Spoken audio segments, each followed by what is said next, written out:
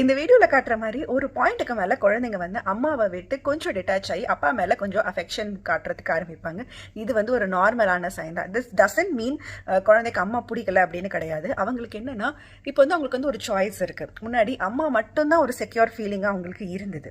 இப்போ என்னன்னா அம்மா அப்பா ஸோ ரெண்டு பேருக்குமே அவங்களுக்கு சாய்ஸ் இருக்கும் போது அப்பா மேல கொஞ்சம் ஒரு நியூ இன்ட்ரெஸ்ட் அண்ட் அஃபெக்ஷன் வந்து வர ஸ்டார்ட் ஆகும். இது நார்மல் தான். இன்னும் கூட கொஞ்சம் செக்யூரா ஃபீல் பண்ணுவாங்க. நிறைய குழந்தைங்க பார்த்தீங்கன்னா ஒரு 2-2.5 வயசுக்கு அப்புறமா அப்பா மேல கொஞ்சம் அட்டாச் ஆக ஆரம்பிப்பாங்க. அவங்களோட வெளியே போக ஆரம்பிப்பாங்க. அவங்களோட தனியாக டைம் ஸ்பெண்ட் பண்ண ஸ்டார்ட் பண்ணுவாங்க. அவங்களோட விளையாட இன்ட்ரெஸ்ட் காட்டுவாங்க.